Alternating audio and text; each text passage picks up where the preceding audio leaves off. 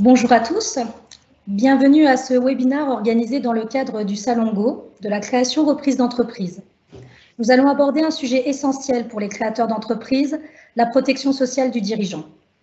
Devenir dirigeant va avoir un impact sur votre protection sociale. Comment bénéficier de prestations sociales efficaces et adaptées à votre nouveau statut? Nous allons le découvrir tout cela ensemble grâce à l'intervention de Madame Karine Mansuy de Acoris Mutuelle qui est avec nous et que je remercie vivement. Nous vous invitons à poser vos questions via le chat qui est à votre disposition et nous traiterons bien sûr vos questions à la fin de la présentation. Je précise également que cette visioconférence est enregistrée et que vous pourrez la retrouver très prochainement sur YouTube. Je vais laisser maintenant la parole à Madame Karine Mansuy. C'est à vous. Bonjour, donc aujourd'hui nous allons effectivement traiter la thématique de la protection sociale du dirigeant. C'est vrai, quand on choisit de se mettre à son compte, c'est quelque chose qu'on découvre, puisque quand on est salarié, on ne se préoccupe pas trop ni de la gestion des cotisations sociales qui sont directement prélevées par l'employeur depuis la fiche de paye, mais on ne s'occupe pas non plus de la protection sociale complémentaire et finalement on ignore complètement ce qu'est la protection sociale de base. Donc l'objectif de cette intervention est de vous permettre de mieux comprendre et de maîtriser la protection sociale du dirigeant, et ça va nous permettre de comparer l'ensemble des protections sociales également avec le statut d'assimilé salarié. Donc quel est cet impact au niveau de cette protection sociale? Comment bénéficier d'une prestation sociale efficace et adaptée à votre nouveau statut? Et puis quel est le coût pour votre entreprise de ces prestations sociales? Alors la première question à se poser, c'est de savoir effectivement si on va dépendre de la protection sociale dite travailleurs non salariés ou de la protection sociale des assimilés salariés. Alors effectivement, on ne parle pas de salariés, même si là, il y a une fiche de paye, on parle d'assimilés salariés, principalement parce que déjà, il n'y a pas de lien de subordination. Et puis, le Code du travail s'applique aux salariés, mais pas aux dirigeants de l'entreprise, qui effectivement n'a pas de lien de subordination, d'où la notion d'assimilé salarié. Donc, cette protection sociale va dépendre effectivement du choix de statut juridique pour une grande partie, mais peut aussi dépendre de la position du dirigeant, notamment du dirigeant, lorsque notamment, par exemple, si on regarde la ligne SARL, il va faire un choix entre prendre la gérance ou pas de l'entreprise et puis le nombre de parts qu'il va avoir dans la structure. Est-ce qu'il va être minoritaire, majoritaire, égalitaire? Et comme vous pouvez le voir sur la ligne SARL, eh bien, en fonction de sa position gérant ou pas ou du nombre de parts, il peut se retrouver sur une protection sociale qui est non salariée ou une protection sociale qui est assimilée salariée. Il y a du coup des petites différences entre l'une et l'autre, et donc c'est bien de savoir dans quelle protection sociale on va être. Pour la micro-entreprise, comme c'est un statut qui est quand même souvent choisie, vous voyez qu'elle est au même niveau que l'entreprise individuelle. Elle dépend de travailleurs non salariés au niveau de la protection sociale, mais elle a aussi des cas particuliers. Donc, on verra dans les tableaux que du coup, on aura à chaque fois 3 cas de protection sociale.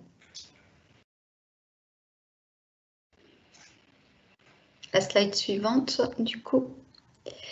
Alors, quels sont tout d'abord vos interlocuteurs? Pour les cotisations, c'est très simple puisque c'est l'URSSAF qui se charge de collecter l'ensemble des cotisations sociales, donc un seul interlocuteur.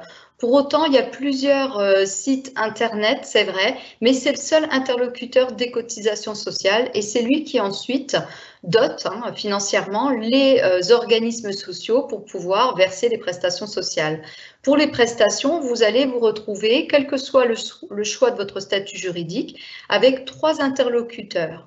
Un pour la maladie, la maternité, c'est toujours la sécurité sociale qui s'en occupe et votre compte Amélie donc continue de fonctionner, ainsi que votre carte vitale qu'il s'agit des fois simplement de mettre à jour pour que ce soit en phase avec votre nouveau régime. Mais ça restera l'assurance maladie classique qui sera votre interlocuteur, quel que soit le choix de statut juridique. Il y a des petites variantes par contre entre le régime TNS ou le régime TS, qu'on verra plus tard. Pour les allocations familiales, c'est aussi la caisse d'allocation familiale qui s'occupe des indépendants comme elle s'occupe des salariés. Et donc, on ne change pas non plus d'interlocuteur pour les allocations sociales, quel que soit le choix du statut juridique.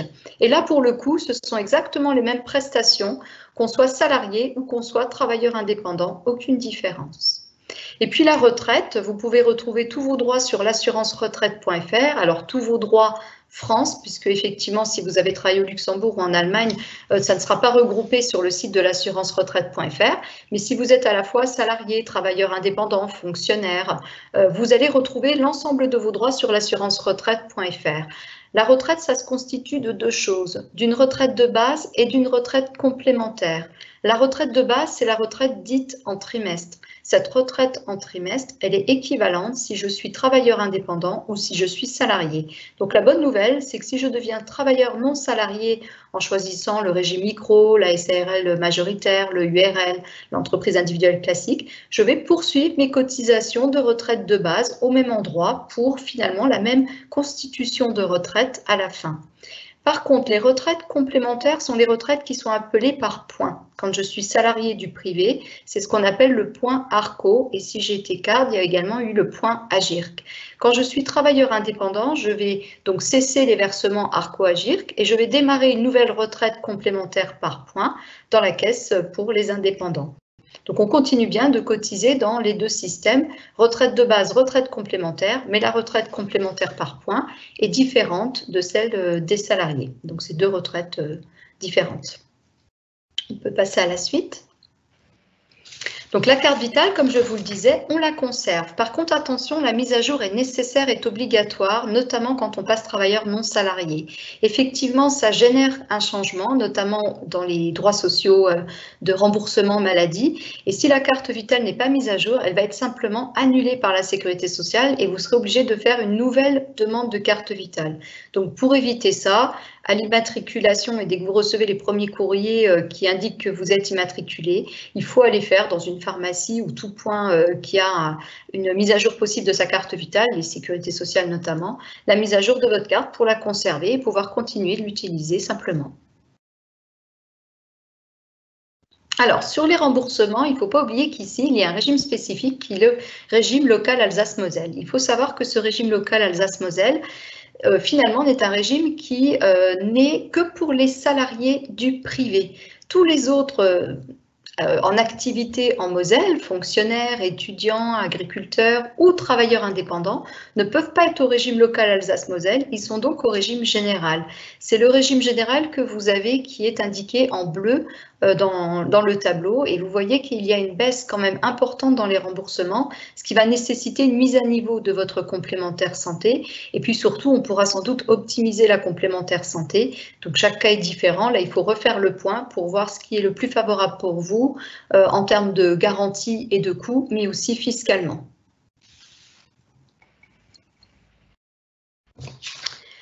L'autre sujet va être l'arrêt de travail. Là, c'est un sujet qu'on maîtrise encore moins que la partie sécurité sociale et la mutuelle, puisque l'arrêt de travail, quand on est salarié, il est géré souvent par l'employeur qui perçoit pour nous nos indemnités journalières sécu et qui a mis en place un contrat de prévoyance avec une compagnie extérieure pour garantir 100% du revenu du salarié en arrêt de travail. Mais c'est l'employeur qui se charge de recevoir en fait les indemnités sécu et l'indemnisation de l'assureur pour verser au salarié ensuite l'intégralité de son revenu. Ce qui fait que le salarié ne sait pas toujours comment ça se passe et quels sont ses droits au niveau de la sécurité sociale. Mais avant de connaître ses droits, il faut se poser une première question, c'est quel est le revenu pris en compte pour le calcul des indemnités journalières en arrêt de travail. Et vous voyez sur cette diapositive qu'en fonction de sa situation, travailleur non salarié déjà ou assimilé salarié, on ne va pas parler des mêmes choses. Donc pour l'assimilé salarié en SAS et SASU, c'est le plus simple. On part du salaire brut pour calculer la valeur de l'indemnité journalière en cas d'arrêt de travail. Par contre, pour le travailleur non salarié, on a plusieurs cas. Ça peut être une entreprise individuelle et dans ce cas-là, on partira du bénéfice net, donc chiffre d'affaires moins charge réelle égale bénéfice net, et c'est ce qu'on considère être la rémunération du dirigeant de l'entreprise. Si c'est une société de type gérance majoritaire de SARL, on va parler de rémunération de gérant, et donc là, on va effectivement partir de la rémunération que le gérant a fixée. Donc par exemple, il a décidé que sa rémunération, en tout cas le chiffre d'affaires, lui permettait de se verser 1 500 € par mois. Eh bien, c'est ça qui servira de base pour le versement des indemnités journalières. Mais ça peut être aussi une micro-entreprise, et là ça se complique un petit peu puisque c'est le fisc, donc les impôts, qui va calculer calculer le revenu fiscal forfaitaire d'un micro-entrepreneur. Comment? Eh bien, simplement en appliquant un taux de charge forfaitaire qui va permettre de déterminer le revenu en fonction de l'activité exercée. Donc, c'est ce que vous avez en vert dans la partie centrale du tableau. On voit que si votre activité part sur de l'achat-revente, par exemple un site internet, eh bien, votre revenu sera considéré être égal à 29% du chiffre d'affaires. Donc le reste, c'est effectivement les 71% qui n'apparaissent pas, c'est les charges pour les impôts. Si vous êtes sur une activité de prestation de service, eh bien le revenu sera considéré être égal à 50% du chiffre d'affaires. Et si c'est une activité libérale, le revenu sera de 66% du chiffre d'affaires. Donc il y a un petit exemple simple, effectivement, je fais 10 000 € de chiffre d'affaires, je suis en prestation de service, finalement mon revenu est équivalent à 5 000 €. C'est ces 5 000 € qui vont servir de base et pour le calcul des indemnités journalières, pour le calcul de l'impôt revenu par rapport au barème de l'impôt classique aussi des salariés, et puis également pour les allocations familiales, ils vont partir des 5 000 et non pas des 10 000 pour calculer vos droits sociaux. On peut passer la slide suivante. Donc, dans le tableau que vous allez découvrir, il y a 3 colonnes. Donc, la première colonne, c'est tout ce qui concerne le régime réel, c'est-à-dire quand on fait un bénéfice réel. Donc, c'est par exemple l'entreprise individuelle classique, le URL, le gérant majoritaire de SARL ou de SARL unipersonnel. Au milieu, c'est le micro-entrepreneur. Et puis la dernière colonne, c'est le président de SAS ou de SASU. Vous voyez qu'il y a une condition être affilié depuis au moins 1 an. Il y en a une aussi dans les conditions des salariés, puisqu'il faut faire 150 heures minimum. Cette condition affiliée depuis 1 an ou 150 heures, elle s'annule si vous créez votre activité pendant le maintien de droit à Pôle emploi. Donc c'est une condition. Si on crée plus tard, effectivement, on va avoir cette condition d'1 an. Il y a un délai de carence, c'est-à-dire qu'on n'est pas automatiquement indemnisable au premier jour. La Sécu, c'est 3 jours. Le régime des indépendants, c'est 3 jours aussi, mais ça peut aussi être 7 jours pour les arrêts de courte durée et qui ne sont pas ni un accident ni une hospitalisation. Donc là, pour le coup, ça peut être plus long. Je rappelle qu'au régime local Alsace-Moselle, la franchise premier jour, donc ce qui nous permet d'être indemnisé en tant que salarié au régime local au premier jour, c'est l'employeur qui porte cette contrainte, donc ça coûte à l'employeur, ce n'est pas la sécurité sociale qui indemnise au premier jour. Le calcul, qu'on soit au régime réel, qu'on soit micro-entrepreneur ou président de SAS ou de SASU et donc salarié, on n'a pour autant que 50% de notre revenu, souvenez-vous la slide de juste avant, 50% du revenu, couvert par les régimes de base. Donc il y a 50% du revenu qui n'est pas couvert si vous ne mettez pas en place de contrat de prévoyance complémentaire. Petite particularité chez le micro-entrepreneur, si son revenu annuel ne dépasse pas 3 982,80 €, donc ce n'est pas le chiffre d'affaires, on parle bien du revenu fiscal forfaitaire, il n'a pas d'indemnisation du tout en arrêt de travail. Donc vous voyez que le risque est quand même grand s'il n'y a pas de contrat complémentaire souscrit. Le montant. On a donc plusieurs catégories. Si je prends le TNS au régime réel, c'est un régime dans lequel il y a toujours des cotisations minimales, même si le gérant ne prend pas de rémunération, il va quand même cotiser socialement un minimum. Du coup, en arrêt de travail, il a toujours des droits sociaux. Et donc là, en arrêt de travail, il pourra percevoir 22,54 € minimum et maximum jusqu'à 56,35 €.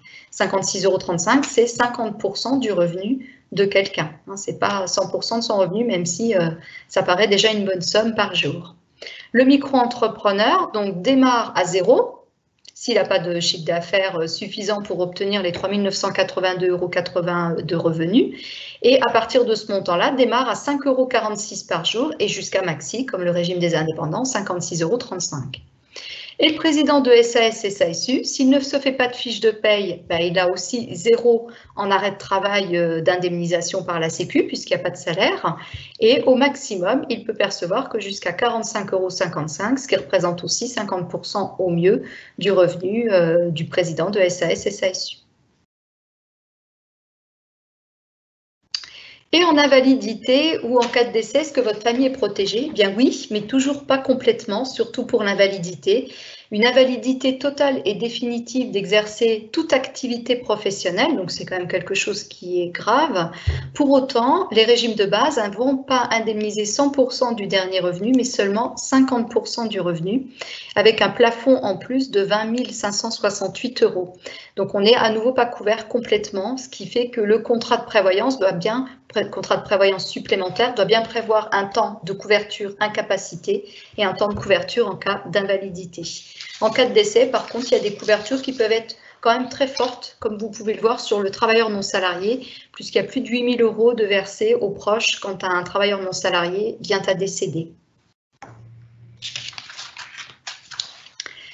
La maternité, la paternité, il y a également des droits qui sont ouverts. Au régime du réel, c'est du forfaitaire, donc on peut percevoir jusqu'à 56,35 € par jour pour le congé de maternité ou le congé de paternité. Et pour la femme chef d'entreprise, il y a en plus une allocation de maternité de 3 428 €. En micro-entreprise, c'est les mêmes montants forfaitaires, mais attention, à nouveau, si le revenu est inférieur à 3 982,80 € par an au titre de 2020, les montants que vous aviez pour le régime du réel peuvent être réduits à 10% de leur valeur. Donc, vous voyez que l'indemnité journalière passe à 5,635 € pour le congé de maternité ou de paternité et l'allocation de repos maternel à 342,80 € au lieu de 3 428 €. Chez le président de SAS et de SASU, ça ne marche pas en forfaitaire, mais en proportionnel au revenu. Et donc, l'indemnité journalière maternité-paternité peut aller jusqu'à 89,03 € par jour maximum. Attention, s'il y a un congé de maternité ou de paternité qui n'a pas de fiche de paye, là, à nouveau, il n'y a pas de congé de maternité ou de paternité indemnisé. Sinon, les durées sont équivalentes dans tous les régimes. Maternité, 112 jours, quel que soit le choix de statut juridique, et paternité, entre 11 et 18 jours, en fonction de la situation. Pour le congé de paternité, est identique dans les trois régimes. Il y a aussi une condition d'affiliation que vous voyez en haut. Il faut justifier 10 mois d'affiliation, quel que soit le choix de statut juridique. Pareil, ce critère s'annule si vous créez votre entreprise pendant le maintien de droit à Pôle emploi. Alors, une petite fiche pour récapituler les régimes. Le régime des indépendants, le régime des assimilés salariés. Et là, vous pouvez à nouveau, ligne à ligne, refaire un petit point pour voir quelles sont les différences. Principalement, si je prends la maladie, on perd le régime local si on se met en travailleur non salarié. Mais quelque part, le régime local, si vous vous mettez en SAS et SASU, va vous coûter, puisque en charge, ça coûte 1,50% en charge salariale pour bénéficier du régime local Alsace-Moselle. Donc, c'est pratiquement comme si, finalement, vous preniez un contrat complémentaire santé plus important. Donc, j'ai envie de dire, peu importe. La maternité, durée de congé équivalent, par contre, d'un côté, c'est forfaitaire, de l'autre côté, c'est proportionnel au revenu. La paternité, durée du congé équivalent, pareil, forfaitaire ou proportionnel au revenu. Pour les indemnités journalières, la grosse différence, c'est le 7 jours de carence sur le travailleur non salarié. D'un côté, c'est forfaitaire et de l'autre, c'est pareil, c'est proportionnel au revenu. L'invalidité identique, quel que soit le choix de statut juridique, et le capital d'essai, il est quand même beaucoup plus important chez les travailleurs indépendants que chez les assimilés salariés ou les salariés.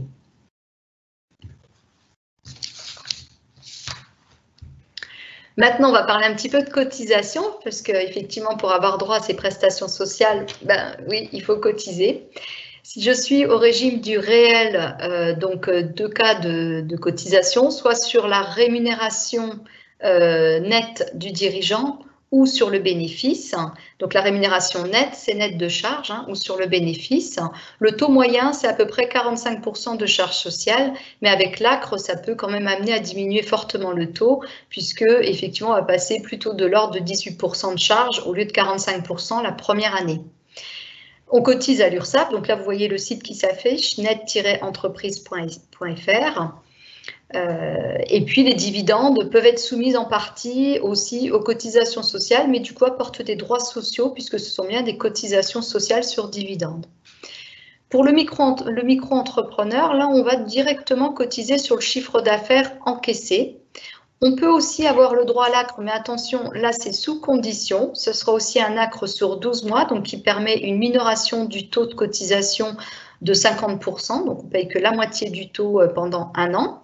Vous avez un site dédié qui s'appelle auto-entrepreneur.ursaf.fr pour faire vos déclarations et vos paiements.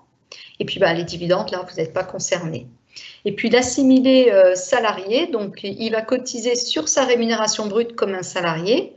Il va avoir des cotisations sociales qui sont plus fortes que dans les régimes précédents TNS ou micro-entrepreneurs, puisque ce qu'on oublie souvent, on pense que chez les salariés, il y a moins de charges.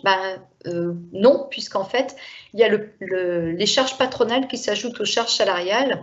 Donc les charges salariales, c'est à peu près 20%, mais le patron cotise à hauteur aussi de 40% du salaire brut.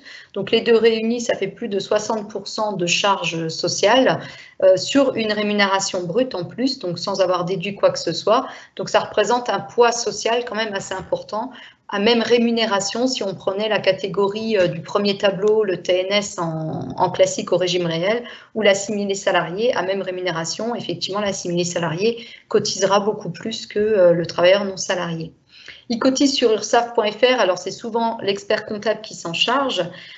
Pourquoi? Parce que là, il faut faire une fiche de paye et que c'est beaucoup plus difficile que dans les deux régimes juste avant, où on déclare que du revenu, du bénéfice ou du chiffre d'affaires. Donc, il n'y a pas à calculer les cotisations sociales, un peu comme on fait pour les impôts où on déclare du revenu. Alors qu'en assimilé salarié, il faut carrément faire une fiche de paye avec toutes les cotisations sociales. Et donc là, c'est souvent l'expert comptable qui va s'en charger, parce que c'est quand même plus compliqué à faire. Il peut bénéficier également de l'ACRE et donc avoir une exonération partielle de charges pendant 12 mois. Et les dividendes ne sont pas soumis à cotisation sociale, mais attention, elles ont quand même un volet social de 17,2% qui ne correspond pas à des cotisations sociales. On va dire que c'est un peu comme de la CSG-CRDS. Ça ne s'applique pas directement à soi, ça s'applique à tous.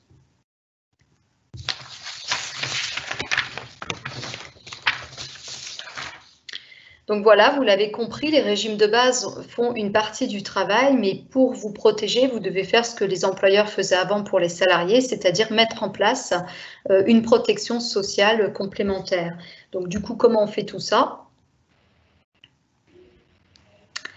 Alors, il y a plein de choses à penser. C'est pour ça que le conseil individualisé est quand même important. Déjà, on regarde si vous êtes éligible à la complémentaire santé solidaire, ancien système CMUC et l'aide à la complémentaire santé, ce qui évite de prendre une mutuelle en plus.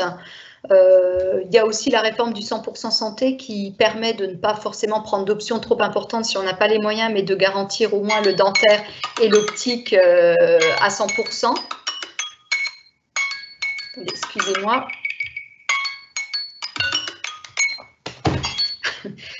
Vous pouvez être aussi éligible à la portabilité, c'est-à-dire qui vous permet de conserver la mutuelle de votre entreprise précédente jusqu'à 1 an. Donc, on regarderait aussi si ça c'est possible. Si vous avez déjà une complémentaire santé, on va regarder si fiscalement c'est intéressant de la conserver ou s'il vaut mieux faire des produits qui vous permettraient de défiscaliser votre mutuelle, voire votre prévoyance. Si vous avez la mutuelle de votre conjoint par son entreprise, ça peut être une bonne idée, mais tout dépend aussi s'il y a des suppléments ou pas et si ces suppléments sont défiscalisables. On va regarder aussi pour vous mettre sous des contrats, si on le peut, qui sont éligibles à la loi Madelin et qui permettent de défiscaliser la mutuelle, la prévoyance, voire de la retraite.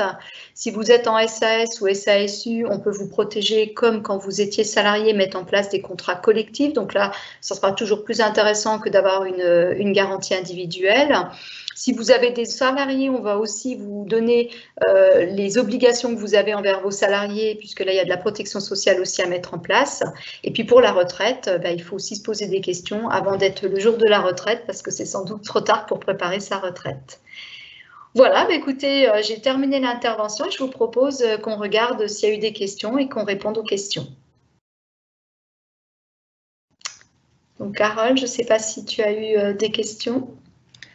Alors, une première question, pourquoi un écart aussi important entre le régime TNS, où on cotise à hauteur de 45%, et le régime assimilé salarié, où on cotise à hauteur de 80%?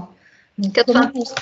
Voilà. Oui, en fait, le régime des salariés est finalement plus gourmand en cotisation sociale que le régime des indépendants. Alors, il y a quelques prestations qui sont améliorées, comme la retraite complémentaire, qui effectivement est meilleure chez les salariés que chez les travailleurs indépendants, qui par habitude ont plutôt l'habitude de se constituer de la retraite par eux-mêmes. C'est vrai que quelqu'un qui a une entreprise, il a souvent des fonds quand il part en retraite par rapport à un salarié. Il va vendre l'entreprise, il va vendre du matériel, il va vendre vente d'un fonds de commerce, etc.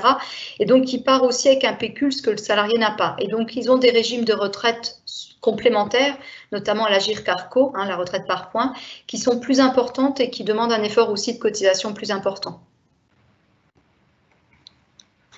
On a Alexandre qui nous dit, voilà, en SASU, si on est malade et qu'on n'a pas de revenus, est-ce que du coup, il y a 0 remboursement? Alors, il y a les remboursements de sécurité sociale puisque, en fait, ce qu'on a avec la carte vitale notamment, le remboursement du médecin, du pharmacien, c'est pas un droit du travail en fait, ce n'est plus un droit du travail, c'est sorti justement de la fiche de paye et aujourd'hui c'est payé même par les capitaux, etc. Donc en fait, tout le monde a le droit à la sécurité sociale en France à partir du moment où on est depuis plus de 3 mois en fait sur le territoire français. Donc ça, c'est conservé. On a bien la sécurité sociale de base. Par contre, en cas d'arrêt de travail, on ne sera pas indemnisé en termes de remplacement de revenus pour avoir une indemnité journalière, une rente en cas d'invalidité ou des capitaux versés en cas de décès. Et puis, on arrête de cotiser à la retraite de base et à la retraite complémentaire si on ne se verse pas de salaire. On a aussi une question concernant les indemnités en cas d'arrêt de travail.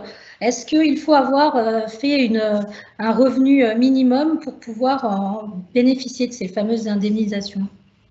Alors, pour reprendre la slide qui en parlait, si je suis au régime du réel et que j'ai bien créé pendant mon maintien de droit à Pôle emploi, comme je cotise toujours un minimum, j'ai des droits ouverts, donc avec plus de 22 € d'indemnité journalière par jour.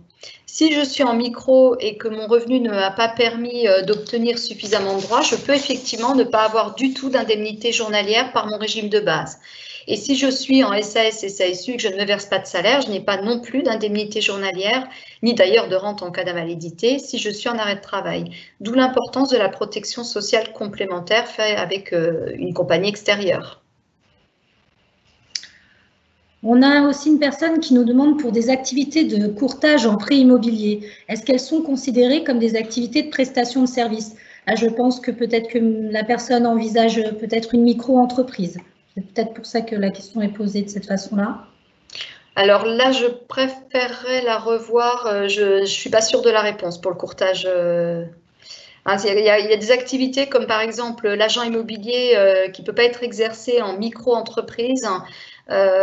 Donc là, il faudrait qu'on revoie la question à côté.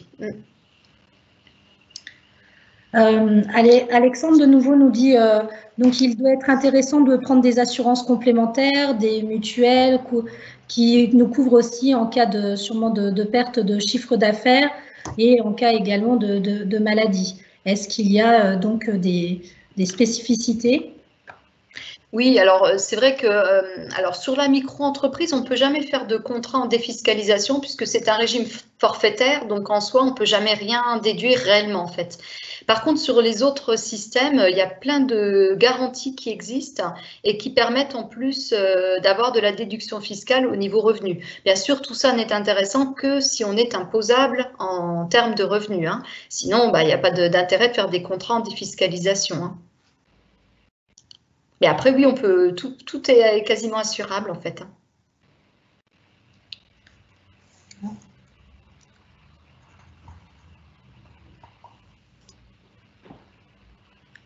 Alors, est-ce qu'il y aurait éventuellement d'autres questions? N'hésitez pas, Karine Mansuy est là pour vous répondre.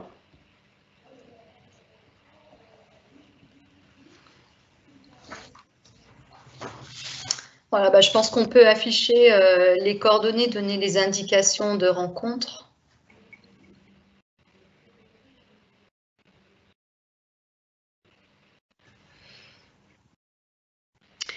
Voilà, donc sachez que je tiens des permanences à la Chambre de commerce, donc vous pouvez voir directement et appeler la Chambre de commerce en fait à Metz pour pouvoir venir à une rencontre individuelle. Et là, donc, on peut du coup faire le point sur votre situation, que ce soit le régime de base, mais aussi tous vos régimes complémentaires pour essayer d'optimiser l'ensemble. S'il y a des questions après cette intervention, vous pouvez noter mon numéro de portable et mon adresse courriel et je vous répondrai bien entendu. Écoutez, merci beaucoup Karine pour cette intervention. Donc nous arrivons au terme de ce webinaire et nous vous remercions tous pour votre participation active. Alors vous pourrez bien sûr retrouver cette visioconférence sur YouTube, donc n'hésitez pas à aller cliquer. Et puis n'oubliez pas aussi que le Salongo n'est pas fini et que vous pouvez assister à de nombreuses visioconférences sur des sujets très variés. Le programme est disponible sur www.salon-go.fr. Il nous reste à vous souhaiter donc une excellente continuité dans votre projet et un bon salon à tous. Merci. Au revoir. Au revoir.